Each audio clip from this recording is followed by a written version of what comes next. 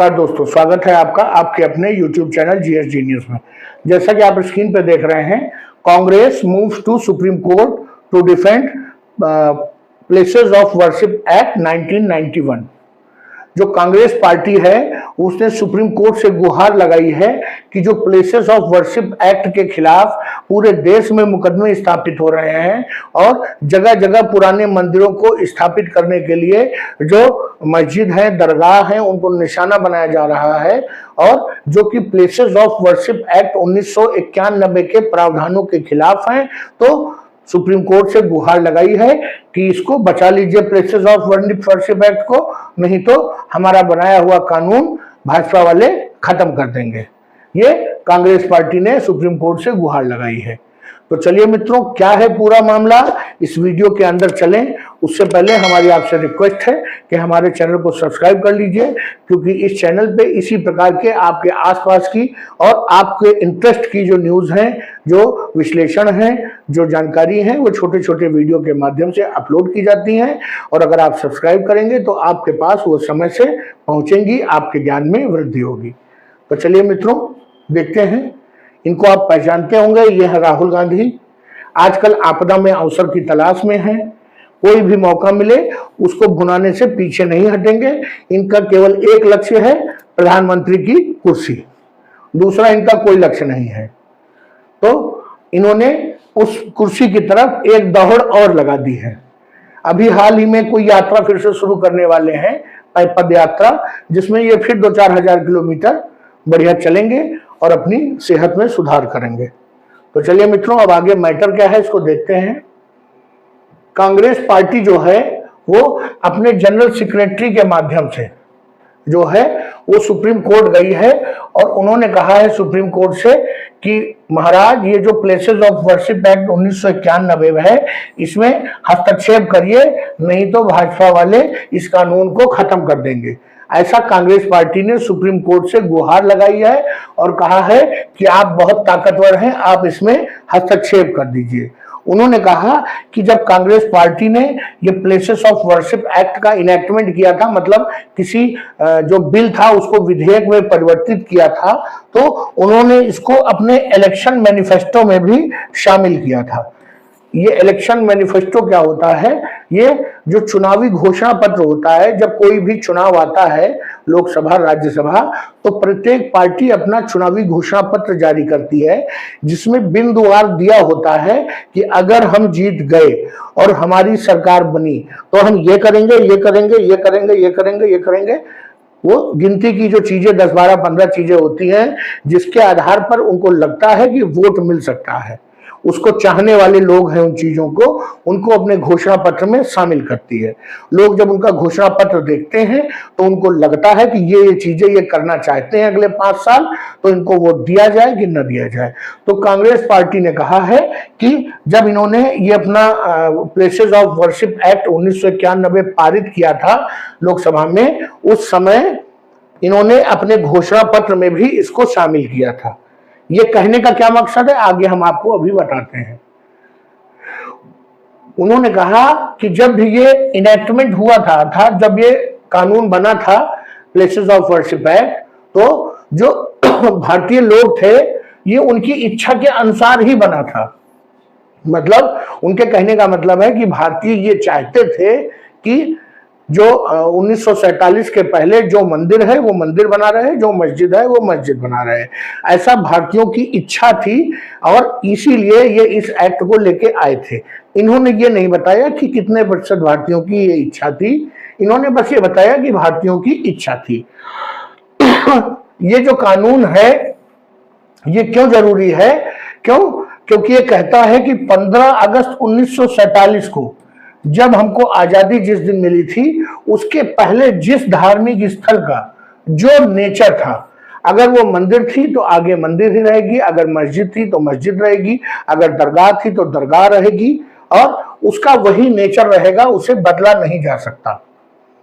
तो इन्होंने क्या किया कि एक वकील हैं जो कांग्रेस पार्टी के अपने वकील हैं, अभिषेक जेबराज, उनके माध्यम से सुप्रीम कोर्ट में एक इंटरवेंशन एप्लीकेशन डाली इंटरवेंशन एप्लीकेशन का मतलब यह होता है कि कोई ऐसा मुद्दा जिसके बारे में तुरंत जरूरत है कि सुप्रीम कोर्ट हस्तक्षेप करे, नहीं तो बात बिगड़ जाएगी, तो उसके लिए इंटरवेंशन एप्लीकेशन डाली जाती है।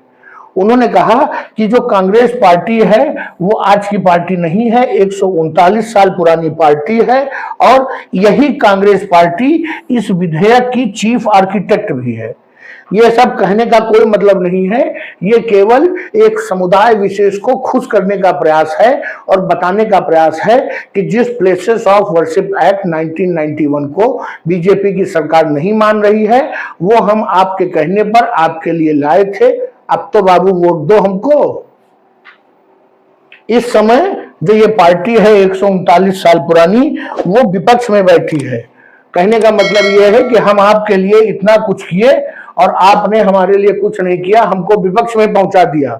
ये कहना है कांग्रेस पार्टी का। उनका कहना है कि पिटीशन में उन्होंने एप्लीकेशन में कहा है कि places of Worship act enactment के पहले, मतलब ये अपने मनमाने तरीके से इसको ये कानून नहीं बनाया गया था, तो उसमें जब ये अपने मैनिफेस्टो में लाए थे, उन्होंने शामिल किया था, लोगों ने उस मैनिफेस्टो को पढ़ा था, उस मैनिफेस्टो के आधार पर जनता ने हमको जो है इतना बहुमत दिया था कि हम सरकार बना पाए थे। तो ये सच्चाई है कि 1991 में कांग्रेस की सरकार थी और जनता दल ने उसका समर्थन किया था। तो मित्रों, उनका कहना है कि ये मैनिफेस्टो की जीत थी हमारी और मैनिफेस्टो में हमारे ये प्लेसेस ऑफ वर्शिप एक्ट को इनैक्टमेंट भी शामिल था, इसलिए हमने अपने घोषणा पत्र को लागू किया था और इस कानून को बनाया था।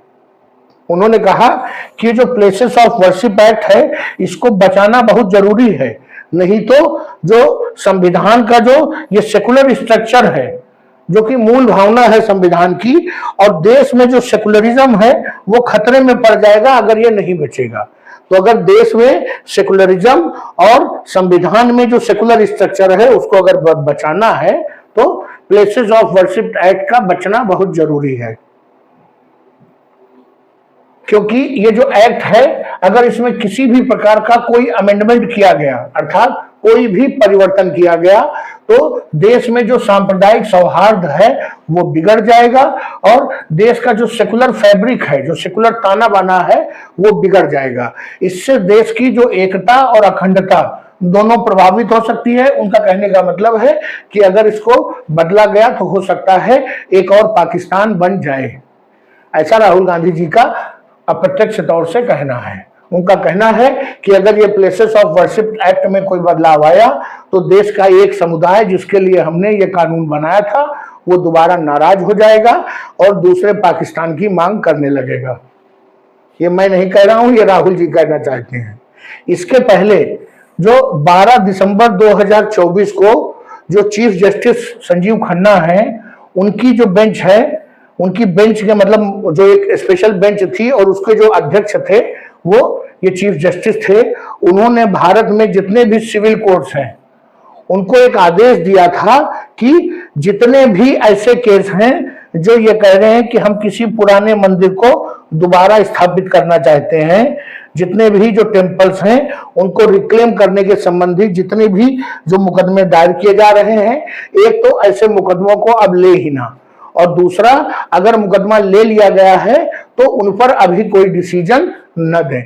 ऐसा दिसंबर 2024 में जो चीफ जस्टिस की बेंच है उसने ऐसा कहा था। क्यों कहा था? क्योंकि बहुत से जो मुस्लिम ऑर्गेनाइजेशन है, जो हमारे मुसलमान भाइयों के संगठन हैं और कुछ विपक्ष की जो राजनीतिक पार्टियां हैं, कुछ और जो सम्मानित लोग हैं देश में, जो उनमें कई वकील हैं, कई लेखक हैं, कई फिल्म निर्माता हैं, वो लोग दिसंबर माह में जो प्लेसेस ऑफ वर्शिप एक्ट को बचाने के लिए उन्होंने सुप्रीम कोर्ट में एक याचिका डाली हुई थी। तो उसी के क्रम में सुप्रीम कोर्ट ने यह आदेश दिया था कि भैया कोई भी आदेश जारी न करिए और रिक्लेम टेम्पल मतलब मंदिर को दोबारा पाने का जो कोई मुकदमा है उसको रजिस्टर मत करिए, और अगर रजिस्टर कर चुके हैं तो अभी उस पर कोई डिसीजन मत दीजिए, क्योंकि हम प्लेसेस ऑफ वर्शिप एक्ट जो है इसका जो है इसकी जो वैलिडिटी है, इसकी लीगैलिटी है, इसका मुकदमा हमारे वहां चलेगा। कांग्रेस ने अपनी एप्लीकेशन में ये भी कहा है कि जो ये प्लेसेस ऑफ वर्शिप एक्ट है, इसको जरूरी है कि सुप्रीम कोर्ट अपने निर्णय के माध्यम से इसको और ताकत प्रदान करे, अर्थात वो ये कह दे कि प्लेसेस ऑफ वर्शिप एक्ट बहुत जरूरी है, बहुत सही है। कांग्रेस ने बहुत सही जो कानून बनाया था, क्योंकि ये जो प्लेसेस ऑफ वर्शिप एक्ट है ये इस देश में शांति और जो सांप्रदायिक तनाव है उसके बीच में प्लेसेस ऑफ वर्शिप एक्ट खड़ा है। अगर ये प्लेसेस ऑफ वर्शिप एक्ट हटा तो शांति जो है वो सांप्रदायिक तनाव में बदल जाएगी, ऐसा कांग्रेस का कहना है। तो मित्रों, ये सुप्रीम कोर्ट गई हुई है कांग्रेस पार्टी। ये आप बताइए कि ये इन्होंने वहां जाकर के वास्तव में ये बचाना चाहते हैं या केवल तुष्टीकरण है, मुस्लिम वोट बैंक को अपनी तरफ खींचना चाहते हैं? आपको क्या लगता है कि राहुल गांधी जी के इस कदम से मुसलमान उनको वोट देंगे, उनको प्रधानमंत्री बनाएंगे? अगर आपको लगता है कि राहुल गांधी को मुसलमानों का वोट मिलेगा तो यस लिखिए। अगर लगता है कि राहुल गांधी जी को वोट नहीं मिलेगा, बस उनकी राजनीति चल रही है, तो नो लिखिए। अगर आपको हमारा वीडियो पसंद आया है तो वीडियो को एक लाइक दीजिए, चैनल को सब्सक्राइब करिए। धन्यवाद।